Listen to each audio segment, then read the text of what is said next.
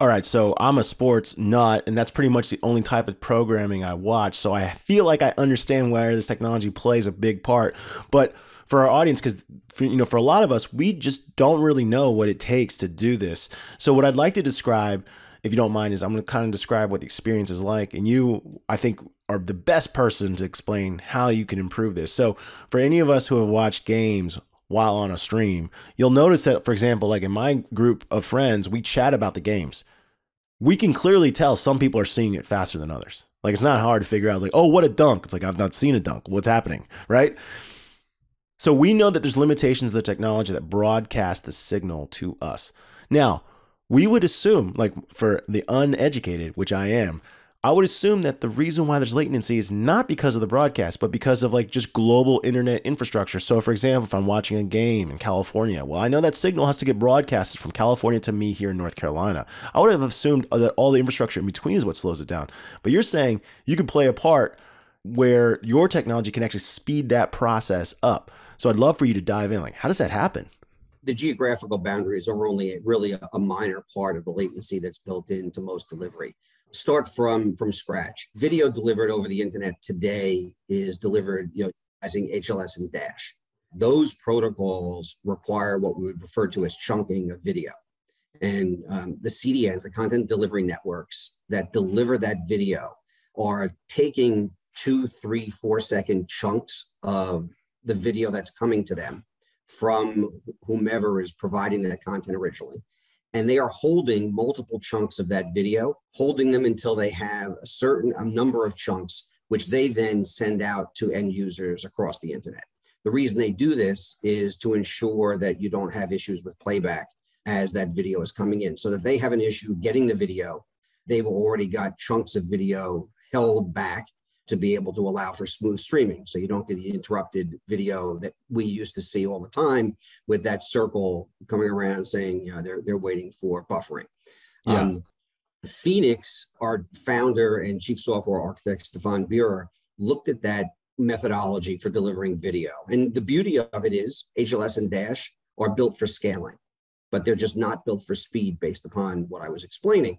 Stefan Bierer, though, looked at this. He did his PhD thesis in 2002 on live streaming, before live streaming was really a thing, and then went to work at places like Skype and the Chicago Board of Trade, where scaling and speed, predominantly in data, were very, very important. He took all of these learnings, put them together, and said, I think I can build a solution that has all 3 legs of the stool. So speed, scale, and synchronization. And what he did was he looked at a protocol that had been developed by Google called WebRTC, RTC standing for real-time communication. It's what we use in a video chat right now, which allows us to interact directly in real time. But the problem with WebRTC is it was built for speed, but it was not built for scaling. So it's built for a one-on-one, a 1-to-2, a 2-to-2 type of interaction. Stefan believed 2 things. One was that WebRTC would become an adopted protocol, which would be important when you want to actually commercialize, because if you have to have a plugin, what that means, it's any end user that needs to plug in additional software is disinclined to utilize it. So he bet on the fact that WebRTC would become an adopted protocol and be in every browser at a certain point. He was right about that. The second one was he believed he could re-architect WebRTC to scale. And what we have built and what he and the engineering team have put together are 2 million plus lines of code that have essentially re-architected WebRTC. So if you think about it on a continuum, left to right continuum, our platform looks like WebRTC when it starts.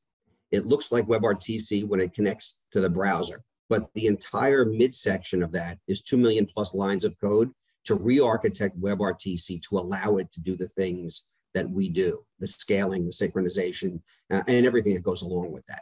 So that's a non-technical explanation of a very technical subject. Give us an idea of how, or the question I have now is like, at what layer does this happen? So on your website, you guys list some of the biggest names in media as your partners. Verizon's listed, Disney's listed. So some of the biggest players out there in broadcast are part of the solution right now, or like trying out what you guys have to offer. let's start with capturing the game, right? So if I got camera crews, we're capturing the game. That goes into the production booth. The production booth is then going to make the call like, hey, we're going to broadcast the signal out. And that's, a person like my team member, Jana, she's saying, hey, go to camera 1, cut to camera 2, cut to camera 3. And it's going to package it together into a single stream going out the pipe. That goes usually in some type of broadcast networks infrastructure so that they can then send a signal out to the broader continuum so that any one of the providers can then pick it up. So where does Phenix start happening? Does it happen? I guess they're flowing all the data through the RTC, like an RTC tool first to like change the way it's delivered, or how does it work? Yeah, so we own the entire workflow for this content, but we can pick it up anywhere. So we can pick it up as early as from the camera itself.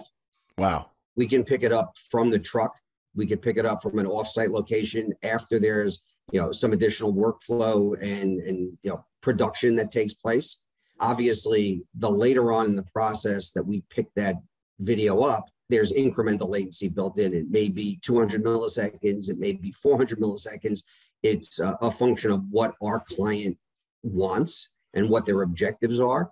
For certain use cases, we're picking it up from the camera and delivering it, in 420 milliseconds.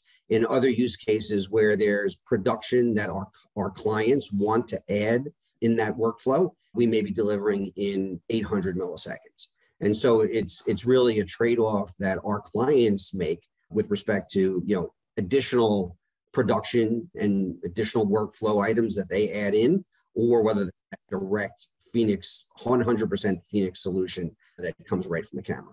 So then I got to ask, because, one of the things that we know is the broadcasters themselves are also continuously changing the way the content is delivered.